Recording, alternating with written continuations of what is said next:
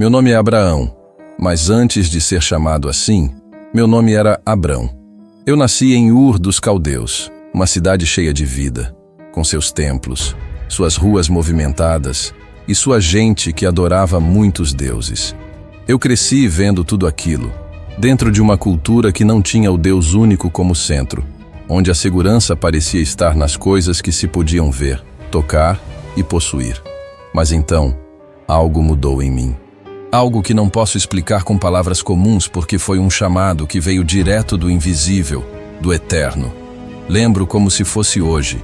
A voz me alcançou onde eu estava, no meio da minha vida comum, do meu lar, do que conhecia e confiava. Era uma voz que me convidava a sair, a deixar tudo para trás. Minha terra, minha parentela, a casa de meu pai. Eu sentia o peso do que aquilo significava. Não era apenas uma mudança geográfica, mas uma ruptura com o passado, com tudo que era familiar. Sai da tua terra, da tua parentela e da casa de teu pai, e vai para a terra que eu te mostrarei. Essas palavras ressoaram dentro de mim com uma força que não dava para ignorar. Era um chamado que misturava promessa e incerteza, confiança e medo. Deixar para trás tudo o que era seguro e conhecido não é simples. Não era apenas um caminho a seguir, era abrir mão de uma vida inteira. Ainda assim, algo dentro de mim sabia que era mais do que um simples convite. Era um chamado sagrado, uma ordenança que carregava a esperança de algo maior do que eu mesmo, um propósito que me ultrapassava. Serei contigo e te abençoarei, prometeu aquela voz que parecia vir do alto. Não havia mapa, não havia rota detalhada, só uma direção e a promessa de que eu não caminharia sozinho. Foi difícil convencer minha família a partir. Meu pai, meu sobrinho, meus servos, todos deixaram para trás suas raízes, suas casas, seu passado. Eu podia sentir o peso da dúvida e da apreensão em cada rosto, mas naquele momento, cada passo era um exercício de fé. Mesmo quando a estrada parecia longa e incerta. Quando olhava para trás, via Ur ficando pequena no horizonte. E diante de mim, um futuro desconhecido se descortinava, cheio de desafios e ao mesmo tempo de possibilidades. A jornada foi dura. Passamos por terras estranhas, onde a língua, os costumes, os olhares dos outros nos lembravam que éramos estrangeiros. Muitas vezes, sentia a vontade de desistir, de voltar para o que era confortável e familiar. Mas algo dentro de mim segurava firme essa esperança, essa certeza invisível de que Deus era fiel à sua palavra. Olha para o céu e conta as estrelas, se é que podes contar. Lembro de ouvir aquela promessa que Deus me fez. Foi ali que aprendi a esperar, a confiar mesmo quando não havia sinais claros, mesmo quando o tempo passava e as promessas pareciam distantes. Essa primeira fase da minha vida foi um caminho de aprendizado profundo. Aprender a ouvir Deus, a obedecer sem ver, a caminhar pela fé e não pela visão. A fé que não é um mero sentimento, mas uma decisão, uma entrega diária, mesmo quando a estrada é difícil e o futuro incerto. Percebi que ser chamado por Deus é também ser desafiado a deixar de lado a segurança do conhecido para abraçar o mistério do novo. Cada passo que dei não foi apenas físico, mas espiritual. Um crescimento que me preparava para o que estava por vir. A estrada ainda é longa e cheia de desafios, mas esse chamado inicial foi o ponto que mudou tudo. Aprendi que Deus não chama para o conforto, mas para a transformação. Que sair da sua zona segura é a condição para descobrir a profundidade do que é ser fiel. E é com esse espírito que continuo a jornada, com o coração aberto para o que Deus tem para revelar, sabendo que aquela promessa de bênção e proteção não é vazia. Depois de deixar tudo para trás, a promessa de Deus começou a se revelar de modo mais claro, ainda que cercada por mistérios que eu não podia compreender totalmente. Aquele Deus que me chamou e me conduziu começou a me mostrar que eu não era apenas um homem comum, mas que estava no centro de um plano muito maior. Ele disse: "Olha para o céu e conta as estrelas, se é que podes contar." E eu olhava, tentando entender o que aquilo significava para mim. Ele prometeu que eu teria uma descendência tão numerosa quanto aquelas estrelas, Uma promessa que parecia impossível, pois minha mulher, Sara, e eu já éramos idosos e não tínhamos filhos. Essa promessa não era apenas sobre ter filhos. Era uma aliança, um pacto sagrado entre Deus e mim. Ele me disse que eu seria o pai de uma grande nação, que através de mim todas as famílias da terra seriam abençoadas. Essa palavra me deu esperança, mas também um peso, porque eu sabia que aquela promessa exigiria de mim uma fé muito além do que eu havia vivido até então. A aliança foi selada por um ritual que marcou a minha vida e a de minha descendência. Deus me pediu que eu guardasse a circuncisão, um sinal visível da minha fidelidade e da aliança entre nós. Eu aceitei, mesmo sem entender todos os detalhes, porque confiava naquele Deus que já tinha me guiado pelo deserto do desconhecido. Esse ato não era apenas um costume, era uma marca de compromisso, uma lembrança constante de que eu pertencia a Deus e Deus me pertencia. No meio dessas promessas e ritos, surgiram dúvidas e inseguranças, especialmente porque o tempo passava e eu não via sinais concretos do cumprimento daquela palavra. Mas sempre que a dúvida tentava se infiltrar, Deus reafirmava sua promessa de formas que só a fé pode captar. Eu sou teu escudo, tua recompensa será grande. Ele disse, lembrando-me que a fidelidade não se baseia em resultados imediatos, mas na confiança no caráter daquele que faz a promessa. Sara, minha esposa, enfrentava suas próprias batalhas internas com essa promessa. Sua incredulidade e o tempo prolongado sem filhos testavam não só a fé dela, mas a minha também. Houve momentos em que tentamos tomar atalhos, como quando tivemos Ismael com Hagar, a serva, tentando agir por nossa própria força e entendimento. Mas Deus mostrou que a promessa verdadeira viria no tempo certo e da maneira certa, que não dependia dos nossos esforços humanos, mas da fidelidade divina. Nesse processo, aprendi que a fé não é uma simples aceitação passiva. É uma luta constante para confiar no invisível, para esperar no tempo de Deus, mesmo quando tudo dentro de mim quer desistir ou tomar o controle. A aliança me chamou para ser paciente, perseverante e humilde diante do mistério do propósito divino, porque todos que são guiados pelo Espírito de Deus são filhos de Deus. Veio à minha mente uma verdade que me fortaleceu para continuar firme. Também percebi que essa aliança não era apenas para mim, mas para toda a minha descendência e, além disso, para toda a humanidade. O plano divino estava aberto a todos os povos, um convite à bênção e ao relacionamento com Deus. Era uma promessa de transformação, de redenção, que ultrapassava as fronteiras do meu tempo e do meu povo.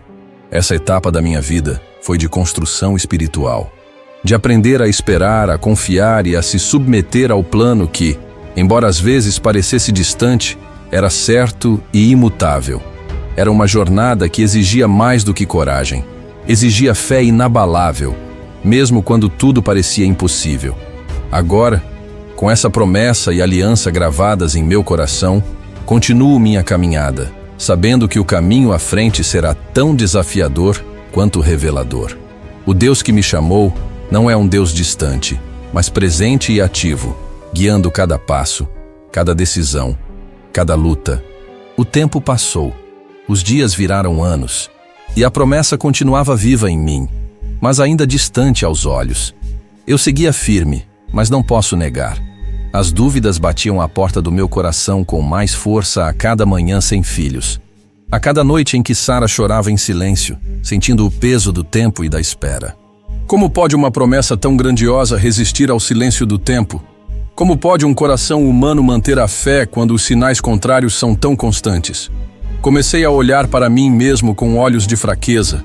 Já não era jovem. Meus ossos cansavam com facilidade, e minha força já não era a mesma. Sara, por sua vez, já não podia conceber, não pela vontade dela, mas pela realidade do seu ventre, que já havia cessado. Ainda assim, Deus insistia: da tua mulher, Sara, te darei um filho. E eu me perguntava, em segredo, será que é mesmo possível? Será que entendi certo? Ou será que fui longe demais nessa jornada de fé? Em um desses dias, quando o peso da dúvida me cercava como uma nuvem escura, Deus apareceu mais uma vez.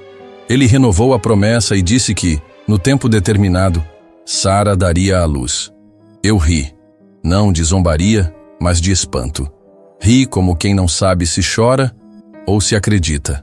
Ri como quem não vê saída humana, mas ainda quer acreditar.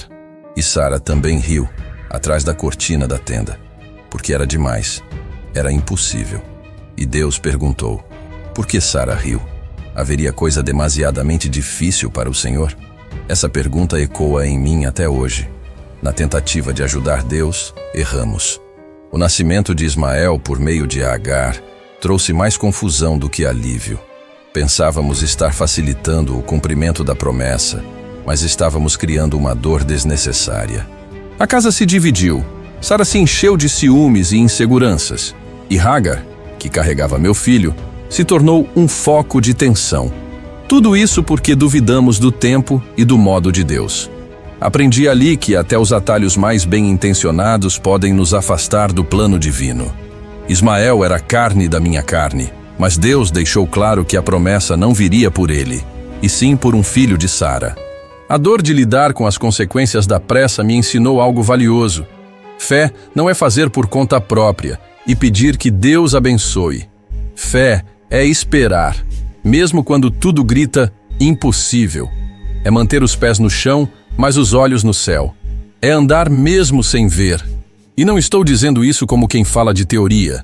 Falo como alguém que caiu, tropeçou, errou e mesmo assim foi alcançado pela fidelidade divina. Muitos não entendem o que é esperar por uma promessa divina, enquanto o mundo parece seguir normalmente. Você se pergunta se realmente foi chamado, se realmente ouviu a voz de Deus.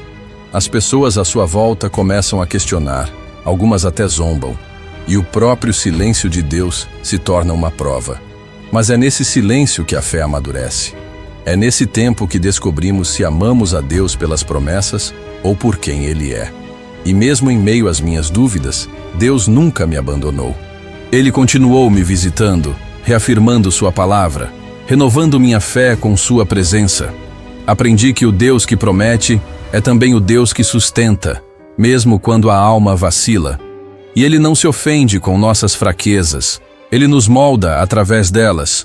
A cada dia que se passava, eu compreendia que minha jornada não era apenas sobre filhos, terras ou bênçãos. Era sobre confiar. Era sobre aprender que o maior milagre não é o cumprimento da promessa, mas o tipo de homem que nos tornamos enquanto esperamos por ela. O tempo de Deus não se apressa. Enquanto eu ainda esperava pelo cumprimento da promessa de um filho com Sara, o Senhor me ensinava outra dimensão de quem Ele é. Não apenas o Deus das promessas, mas o Deus da justiça. E foi nesse período que vi de perto o peso da responsabilidade de andar com Ele. Quando nos tornamos amigos de Deus, Ele nos permite enxergar o mundo como Ele vê. E isso, por si só, já é um fardo sagrado. Certa tarde, o Senhor me visitou mais uma vez. 3 homens apareceram diante da minha tenda, e logo percebi que era o próprio Deus, acompanhado por 2 mensageiros celestiais. Mandei preparar comida, água, descanso. Como qualquer homem do deserto, a hospitalidade era um valor. Mas aquilo era mais do que uma visita, era uma revelação. Foi ali, sob a sombra das árvores, que ouvi novamente a promessa: daqui a 1 ano, voltarei, e Sara terá um filho. Sara riu outra vez. A incredulidade ainda morava em nossos ossos, mesmo depois de tantas confirmações. Depois da refeição, quando os visitantes se levantaram, Deus fez algo que ainda hoje me deixa sem palavras. Ele me envolveu em seus pensamentos. Disse: ocultarei de Abraão o que estou para fazer. E então me revelou que os pecados de Sodoma e Gomorra haviam chegado até o céu. As cidades haviam se tornado um poço de maldade, orgulho e desprezo por tudo o que é santo. O juízo estava decidido. Mas o que me marcou foi o modo como Deus me trouxe para esse diálogo. Ele me tratou como amigo, como alguém digno de participar de seus planos. Meu coração, ao ouvir que Sodoma seria destruída, não se encheu de alívio nem de justiça humana. Se encheu de compaixão, porque lá morava Ló, meu sobrinho. E mesmo sabendo da corrupção daquele lugar, mesmo sabendo que Deus é justo, eu me coloquei entre o céu e a terra. Me tornei intercessor. Senhor, Destruirás o justo com o ímpio? E se houver 50 justos, não farás justiça matando todos? E Deus respondeu que, por 50, pouparia a cidade. Senti um fio de esperança. Continuei. E se forem 45, 40, 30, 20? E se forem apenas 10? E Deus me ouviu. A cada número sua resposta foi a mesma. Por amor aos justos, ele pouparia a cidade. Ali eu aprendi que interceder é carregar o coração de Deus nos ombros humanos. É se colocar no meio da ruína e suplicar por misericórdia. Não porque mereçamos, mas porque Deus é bom. Ele ouve. Ele responde. Ele respeita o clamor de um coração quebrantado. Mas também vi que a justiça de Deus não pode ser adiada para sempre. A paciência divina tem limite quando o pecado insiste em zombar da verdade. A destruição viria e veio. Mas Ló foi poupado. Deus ouviu meu clamor. E esse episódio me marcou profundamente. Não apenas porque vi o juízo de Deus com meus próprios olhos, mas porque entendi que fé não é só crer nas promessas, mas também carregar a dor do mundo diante de Deus. Naquela noite, ao ver o céu escuro iluminado pelo fogo distante que consumia Sodoma, entendi mais uma vez o peso de andar com Deus. Ele é justo, Ele é misericordioso, e Ele nos chama a ser canais de ambos, da compaixão e da verdade. Meu papel não era apenas herdar bênçãos, mas também clamar pela vida, até o limite da esperança. A espera havia se tornado parte da minha identidade. Não era mais apenas um homem que peregrinava em tendas. Era alguém que carregava promessas como se fossem filhos ainda não nascidos. Mas os anos nos ensinam a caminhar com menos pressa e mais reverência. E foi nesse espírito que o tempo chegou. Sara engravidou. Mesmo dizendo isso agora, ainda sinto o peso desse milagre. A mulher que riu ao ouvir que teria um filho, agora carregava vida em seu ventre. O tempo parecia desacreditar, mas o autor da vida escreveu uma nova página sobre nossos corpos cansados. E dessa vez, não havia mais espaço para dúvidas. Aquilo que ouvimos por fé, agora podíamos ver com os olhos e tocar com as mãos. Lembro-me do dia em que Isaac nasceu. O som de seu choro pela primeira vez não foi apenas um alívio, foi como uma trombeta divina que anunciou: Deus é fiel. Cada lágrima de Sara, cada noite de silêncio, cada passo incerto, tudo foi ressignificado naquele momento. E ela disse: Deus me deu motivo de riso, e todos que ouvirem isso rirão comigo. Mas não foi um riso comum, foi um riso limpo, restaurado, como quem ri depois de anos de pranto, como quem respira fundo depois de sair de um vale escuro. Isaac, ele ri. Foi chamado assim não só por causa do nosso riso, mas porque Deus riu por último sobre todas as impossibilidades. Ao vê-lo em meus braços, compreendi uma verdade que só o tempo ensina. Deus não chega adiantado nem atrasado. Ele chega no tempo certo, no tempo dele. E esse tempo é perfeito. Quando tentamos antecipar, geramos Ismaéis. Mas quando esperamos, mesmo com dor, recebemos o que foi feito sob medida para o propósito eterno. No entanto, com a chegada de Isaac, a tensão entre Sara e Agar aumentou.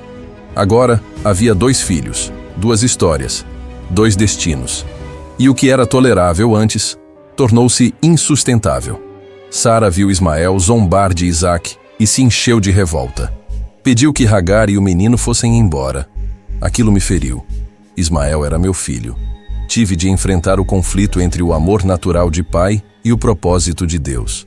Chorei. Mas Deus falou comigo com clareza. Não te pareça mal por causa do moço.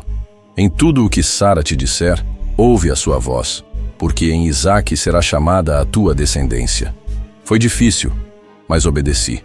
Despedi-me de Ismael e Agar com dor, mas também com fé. Deus prometeu cuidar deles. E cumpriu. Essa separação me ensinou que nem todo laço natural é permanente. Às vezes, para viver o plano de Deus, precisamos soltar o que mais amamos. Nem sempre por erro, mas por direção. Deus separa não para punir, mas para alinhar. Isaac era o filho da promessa. Por ele, todas as nações da terra seriam benditas. A bênção precisava seguir sem distrações. Isaac crescia. Seu riso tornava-se parte da nossa casa. e a cada passo dele, eu lembrava do Deus que prometeu, esperou e cumpriu. Um Deus que transforma o deserto em berçário, que transforma o ventre seco em fonte de vida, que transforma o riso de incredulidade em riso de adoração. É de madrugada. O céu ainda está escuro, e o silêncio ao meu redor pesa como o próprio chamado que recebi. Ouvi a voz do Senhor, tão clara como nunca antes. Toma teu filho, teu único filho, a quem amas, Isaque, e oferece-o ali em holocausto. Senti o mundo girar por dentro. O mesmo Deus que me prometeu esse menino, que me fez esperar anos para vê-lo nascer, agora me pede para entregá-lo. Mas não pergunto, não questiono, não discuto, apenas obedeço. Não há como explicar plenamente o que senti. Uma parte de mim se quebrou ali enquanto preparava a lenha e acordava Isaque. Ele não sabia, e eu também não sabia como contaria, mas confiei. Lembro-me de caminhar por 3 dias com ele e 2 servos. Cada passo era um golpe no coração, mas também era uma semente de fé sendo enterrada, passo após passo, no solo da obediência. Ao longe, avistei o monte. Moria. Disse aos servos: ficai aqui com o jumento, eu e o moço iremos até lá, e havendo adorado, tornaremos a vós. Falei: tornaremos. Eu e o moço. Ainda que não soubesse como, eu cria que Deus proveria, ou que Deus o ressuscitaria se fosse preciso. Ele havia prometido que em Isaque seria chamada a minha descendência. Ele não é homem para mentir. Subimos o monte. Isaque, já crescido, levava a lenha nos ombros. Eu carregava o fogo e a faca. No caminho, ele me olhou e perguntou: meu pai, aqui estão o fogo e a lenha, mas onde está o cordeiro para o holocausto? Minha voz tremeu, mas respondi com fé: Deus proverá para si o cordeiro. Chegamos ao lugar. Levantei o altar, organizei a lenha, e com as mãos que um dia seguraram aquele menino pela primeira vez, agora o amarrei com cuidado, não por raiva, mas por amor. Um amor que confia em Deus mesmo quando não entende. Deitei Isaque sobre o altar. Ele não resistiu. Seus olhos me atravessaram, e naquele momento levantei a faca, mas a voz veio, forte, clara. Abraão, Abraão, respondi. Eis-me aqui. E o anjo do Senhor disse: não estendas a mão sobre o rapaz. Agora sei que temes a Deus, pois não me negaste teu filho, teu único filho. Baixei a faca.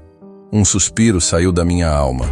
E então, ali perto, vi um carneiro preso pelos chifres num arbusto. Peguei o animal e o ofereci no lugar de Isaque.